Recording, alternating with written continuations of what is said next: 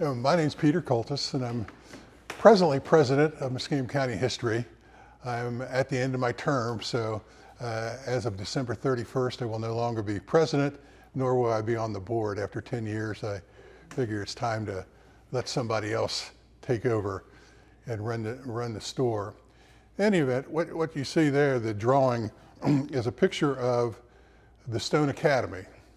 The Stone Academy does not look like that today. The Stone Academy was built in 1809, and there's two stories about the Stone Academy. One was it was built to compete with Zanesville to have the state capitol located in Putnam as opposed to Zanesville.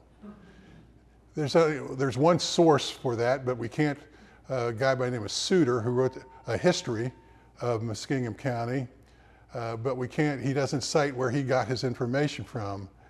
The other is a young man, no longer a young man, because he said he attended school there at the Stone Academy and for a number of years, and he never heard it ever mentioned that it was going to be a location competing for the state capitol. So it was either built because it was competing for the state capitol spot, or just built to be a school, a meeting house, whatever. In any event, that building's it was the founding location for the Ohio State Anti-Slavery Society in 1835, and that's what its significance is today. In any event, all Ohio communities, I strongly believe, have a couple people perhaps, that have done things, historical significant things, maybe not at the time, but as we move forward from the past to the present, people realize that that person had their stuff together. In any event, that's what we have here. I'm going to do a comparison between four gentlemen. Two gentlemen you've probably heard of, and two gentlemen you probably haven't. The first gentleman you probably haven't. His name is Joshua McCarter Simpson. That's the only known picture of Joshua, and it's tough to find information on Joshua because he had different spellings of his name, as you can see. He was born in Morgan County. I've noted there that his birthplace was noted as Windsor, Ohio, and there is a Windsor, Ohio in northeast Ohio, but apparently there was a Windsor, when I gave this presentation a year or two ago, a person from Morgan County said there was a Windsor, Ohio in Morgan County. So that's probably right, and that came off of his academic record from Oberlin. But he was born in 1820. Parents were extremely poor, and his father died when he was very young, and mother was less than poor, if you can be less than poor. It was a terrible situation for him.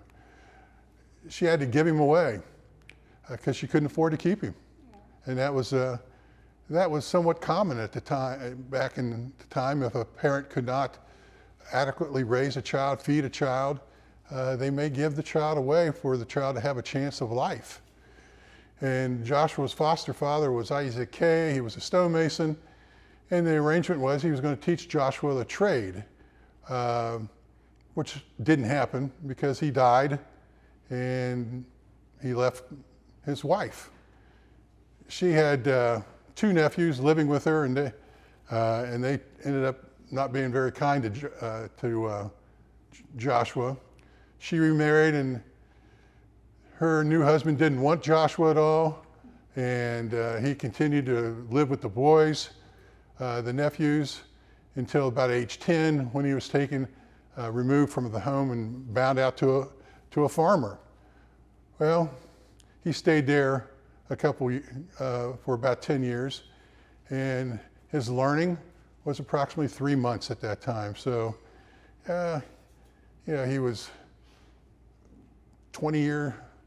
18, 19, 20 years old, and he had about 3 months of schooling. However, the time he spent reading and writing, he really enjoyed. I guess a lot like Abraham Lincoln or somebody else, he's self-educated. And at 20 years old, he had taught himself to read and to write at age 20, and he ended up going to school. And there was a school, an abolitionist school at Big Bottom, which was located in Morgan County. In fact, you may be familiar with Big Bottom. There was a Big Bottom massacre that occurred not long after Marietta was founded. As people moved up the Muskingum River, they set up shop at Big Bottom, and a group of Indians came in and killed about 10, 12 people who were just beginning there. But he attended school there, and he ended up writing a book. But as he wrote, he was now 21 years old and 20 years ignorant. It took him 20 years to finally read and write. He attended the Big Bottom School for perhaps a year, and he became, if you want, demonically possessed with learning, with education. That was his prime focus. That was meant everything in the world to him, education. And his book, The Emancipation Car, which was published in 1851, and it was a series of ballads, abolitionist ballads.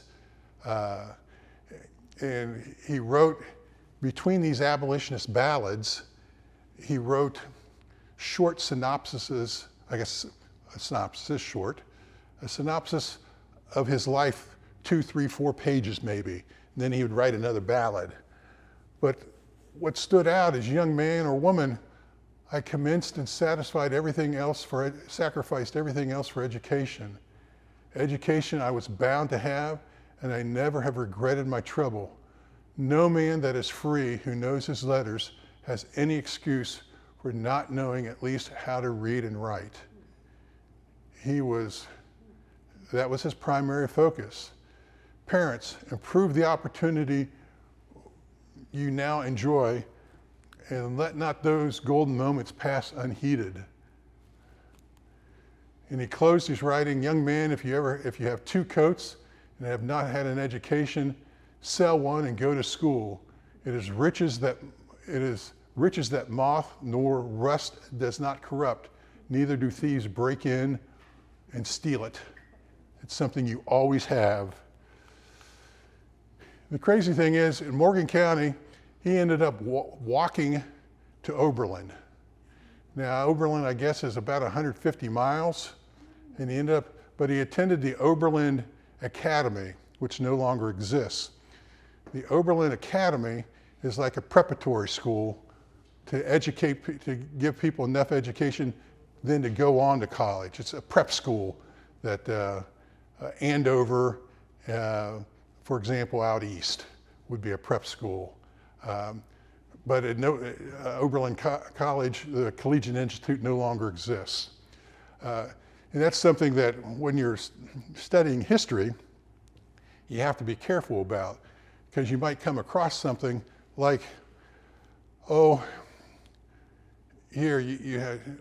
was initially thought that he went to Oberlin College, but if you dig a little deeper, he didn't go to Oberlin College, he went to the Institute. So you have to check your facts to make sure you're right. He attended a preparatory school for between 1844 and 48. He married a Zanesville girl.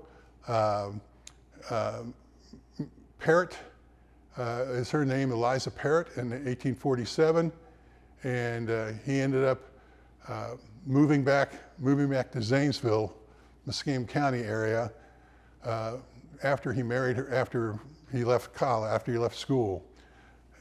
Unfortunately, little is known about his wife. We don't know, couldn't find where she worked, what she did, if she worked, anything like that. He was also deeply, deeply religious.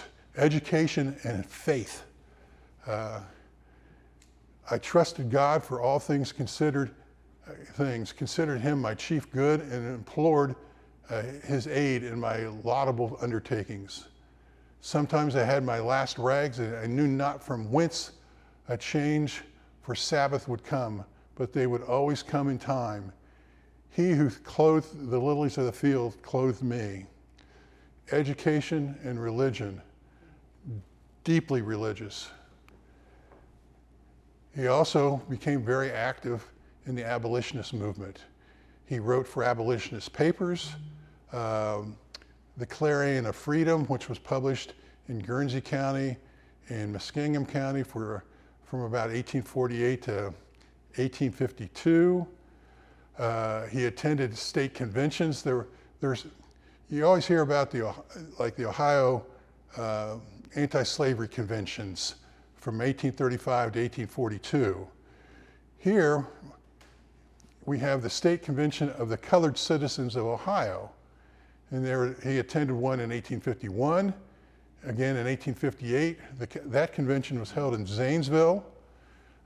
We don't know where in Zanesville. The minutes, for example, from Columbus tell us where that meeting was held. The minutes from Zanesville in 1858 do not state where the meeting was held. But he was very active in the abolition movement. He was involved at the conventions, whether holding an office or speaking. In the 1851 convention, he was referred to as Reverend J. McCarter Simpson. Not sure where I'm not sure how he became a reverend, but that's what they called him. It's just like in later years, he became, starting selling herbs, he became an herbalist. So he was called doctor then. So whatever suits your fancy. At the 1858 convention, he let it be known his feelings toward any free colored man that would consent to go to Liberia under the direction of the American Colonization Society ought to be sold into perpetual bondage or hung by the neck. Do you think he was against the Colonization Society? That, if you're not familiar with that, that was founded in about 1815, and it was to move the black man, free man, and freed slave from America to Africa. It was not successful. He was also an anti-slavery missionary. He went around to those various counties and spoke. So he was a very religious man, educated man, very much involved in the anti-slavery movement. Could not find anything on him as far as whether he was a conductor or station master. Probably what's out there, circumstantial evidence would indicate that he was involved in some capacity, but we've not been able to find anything concretely that says this is what he did, or even like a diary. So unfortunately, we don't know if he was a conductor or station master. Simpson and other missionaries they canvassed counties and they gave anti-slavery speeches.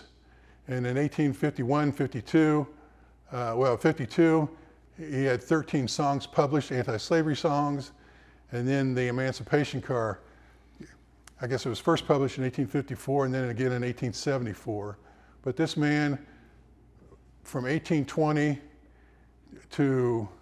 or when he was born, to the time he went to college, when he taught himself to read, write, had no education, and he published these ballads, these poems, which still exist today. His poem, The First August in Jamaica, was published in the North Star, which is Frederick Douglass's paper, in 1848. The North Star first published in December of 1847.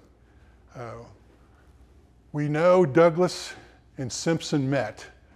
We don't know when they met, although we do know they met in 1866. They definitely knew one another because they spoke and attended the same ceremony but we don't know if they met earlier than that. Likely did, but again, there's nothing that we can find that they actually met face to face. But the circumstantial evidence would indicate that quite probable, because they were both involved in the abolitionist movement and both very much outspoken opponents of slavery. He was an elder in charge of the Zion Baptist Church in Zanesville when he died in 1876. Douglas even returned to Zanesville. He was in Zanesville in 1866 when he gave a speech out at the Nelson Gant farm, who was a freed slave who came to Zanesville and became an incredible entrepreneur. And he and McSimpson were out at the Gant farm in 1866. Douglas returned. In 1867, he lectured for the benefit of the Zion Baptist Church. Douglas earned $125 for his lecture, and the church realized $25.44.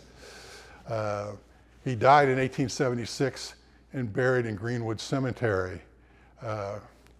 Why do I use Simpson? You talk about a man who pulled himself up by his bootstraps and made an impact on those people around him. Joshua Simpson, or Mex Simpson, however you want to refer to him, did that. Now, why did I use Simpson?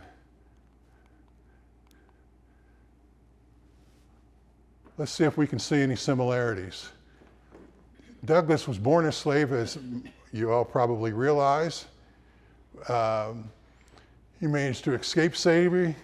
Eventually, he was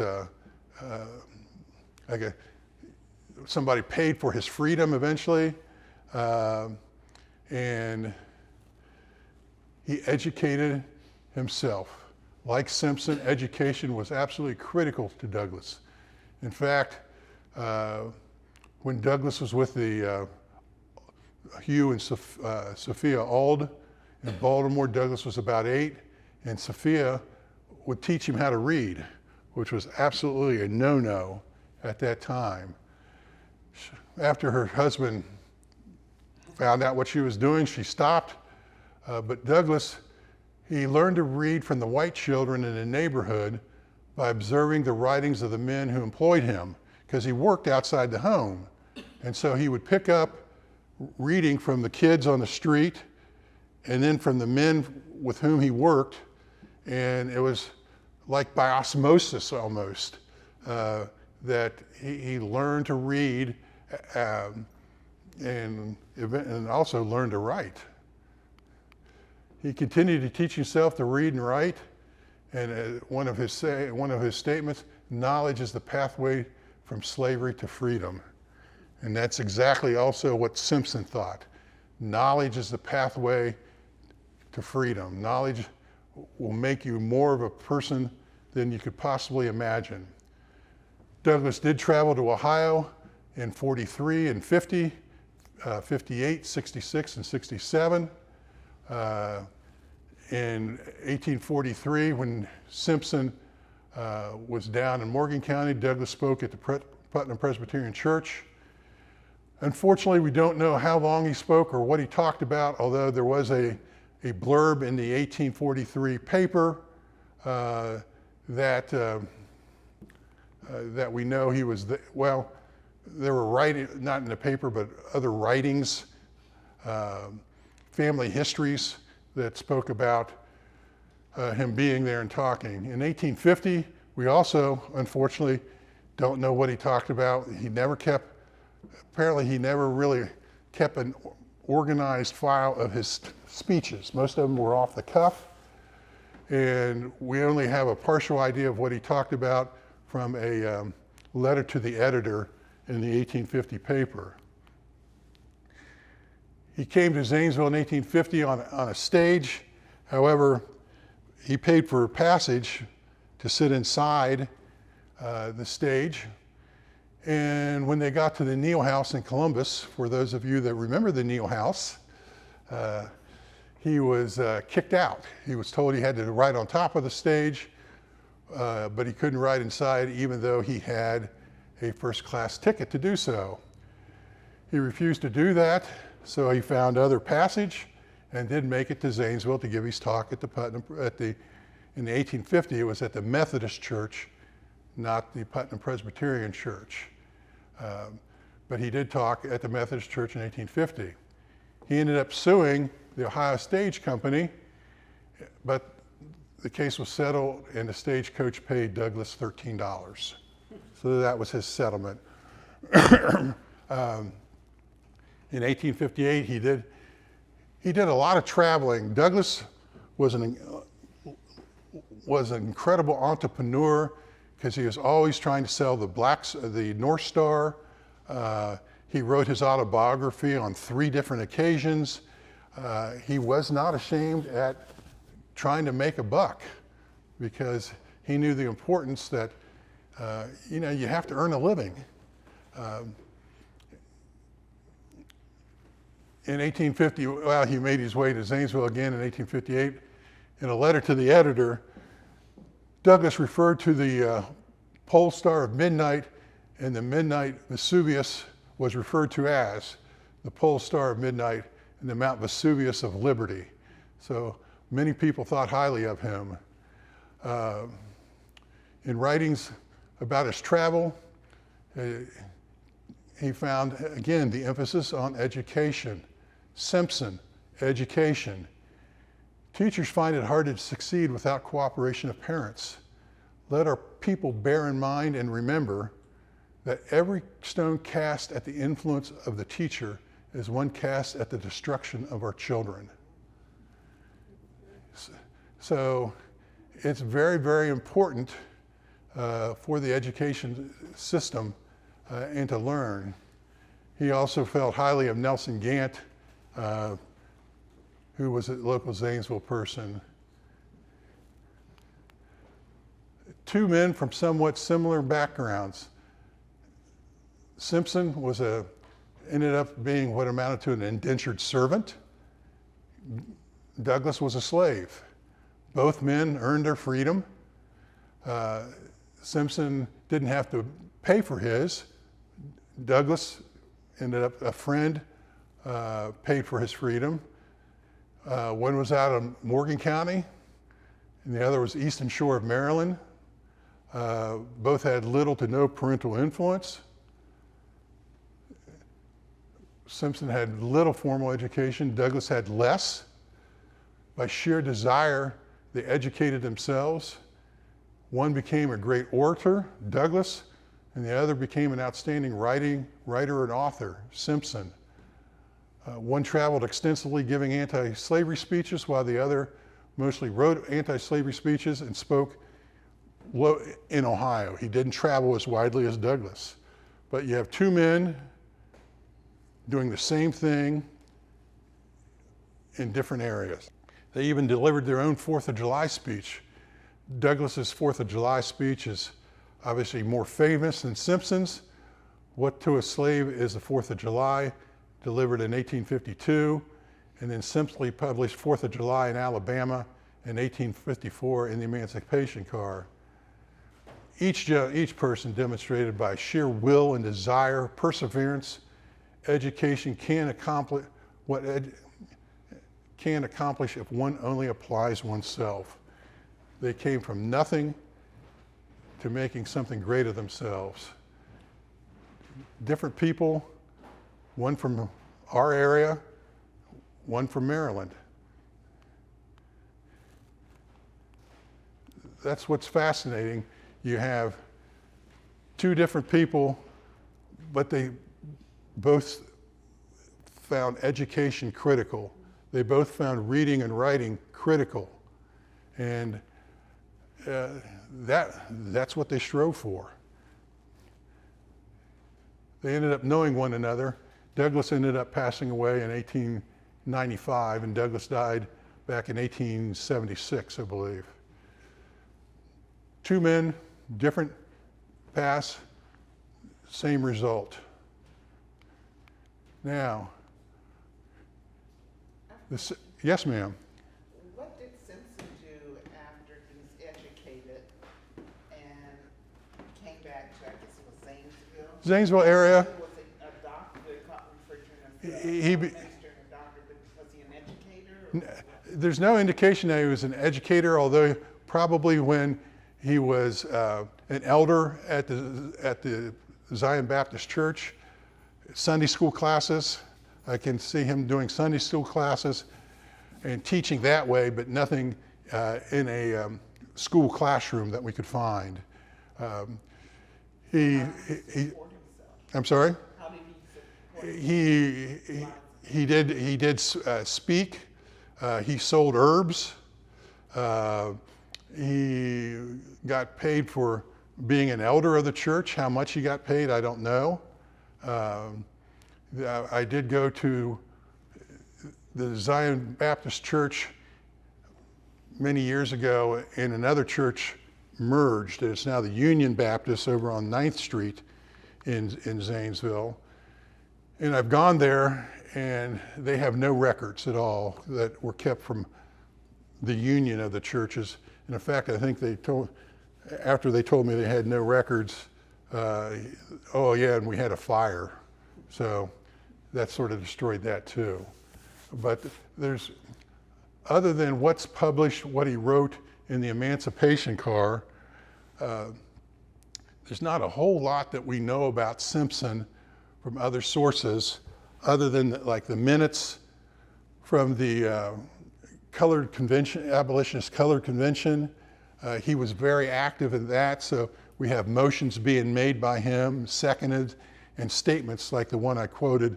But earnings, being an herbalist, may have been paid by the church. He may have given speeches around the area, abolitionist speeches, but there's no set employment that we know of for him, like a lawyer or a goods salesperson in a general store, for example.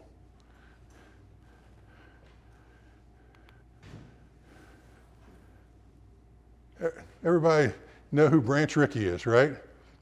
Branch. He was from even further south than Athens. Charlie Thomas. Nobody knows who Charlie Thomas is. Charles Thomas. Charles Thomas is the black man in the Ohio Wesleyan uniform in the middle. Branch Rickey has his face covered by Branch Rickey. Charlie was born in West Virginia in 1881, and Rickey was born in Stockdale, Ohio in 1881. The Thomas family moved to Zanesville when Charlie was 3, and Charlie attended Zanesville City Schools. He was very good in football, basketball, track, and he graduated from Zanesville in 1902.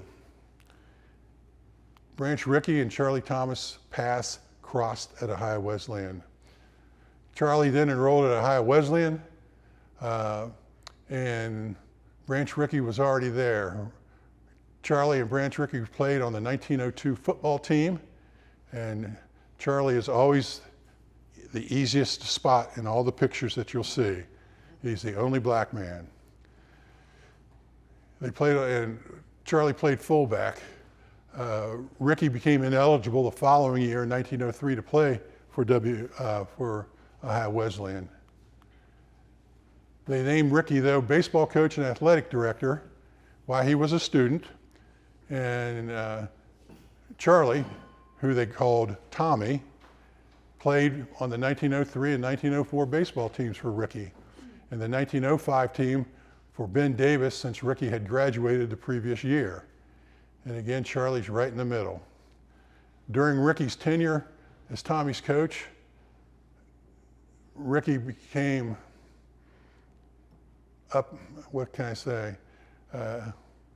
upset.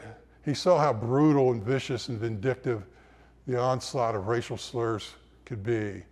Words do have an impact, particularly when they're ongoing, continuous, and directed at an individual for no reason other than, in this case, the color of his skin. Opposing teams even threatened not to take the field because Tommy was black. The most defining moment for Branch and Charlie came in 1904 in South Bend when Ohio Wesleyan checked into a hotel. They were scheduled to play Notre Dame. The hotel manager stopped the team once he saw Tommy and would not allow Tommy to go upstairs because of the color of his skin. Ricky intervened and convinced the manager to allow Tommy to go upstairs to his room, Ricky's room.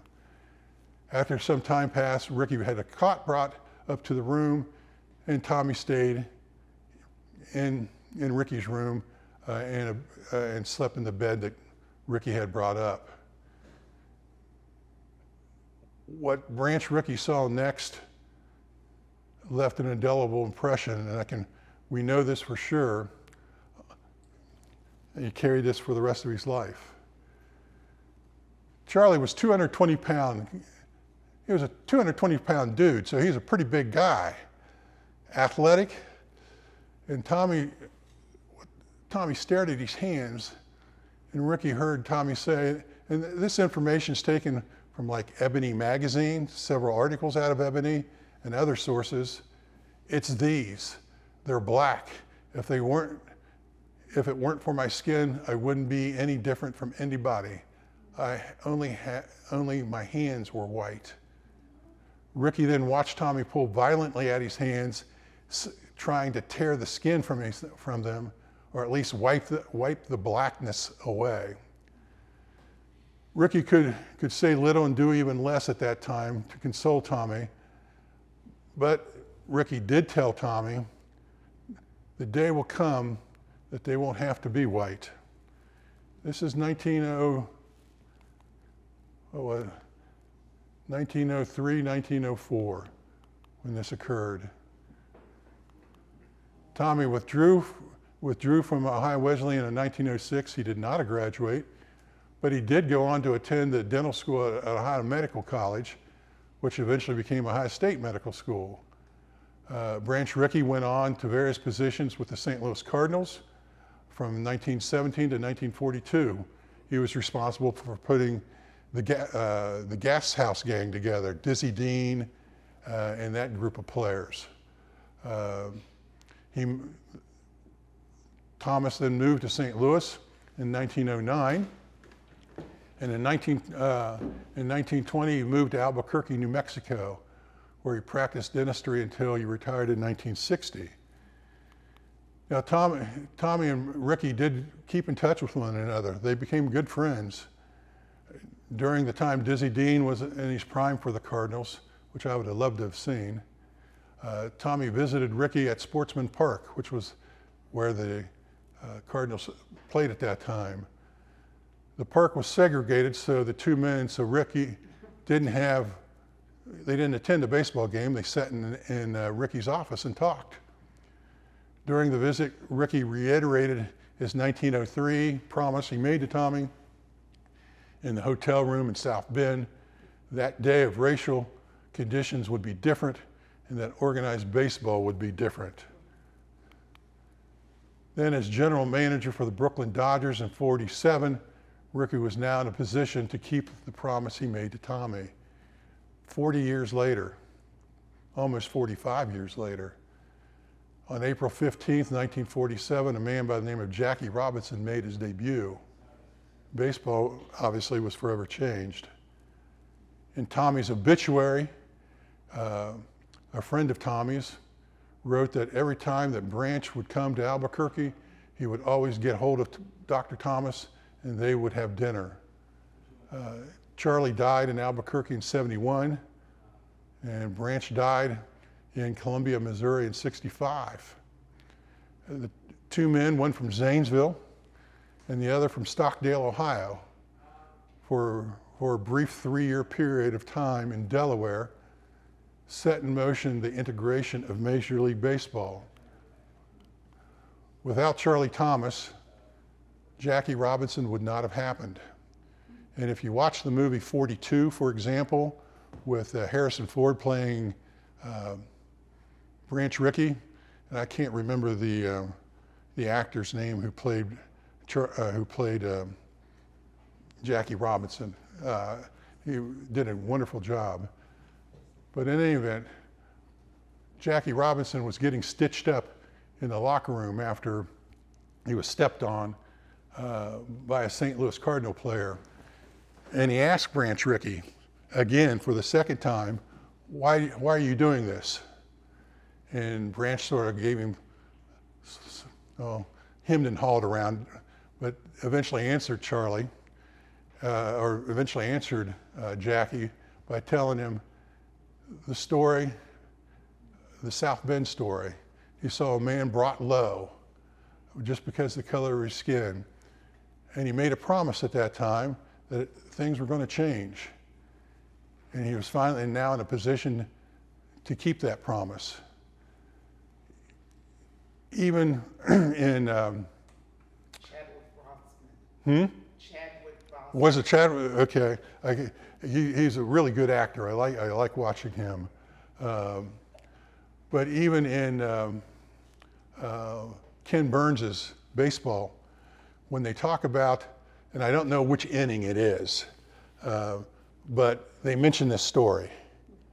And Ken Burns's, but without Charlie Thomas, Jackie Robinson doesn't happen because Charlie Thomas was the impetus for Jackie Robinson.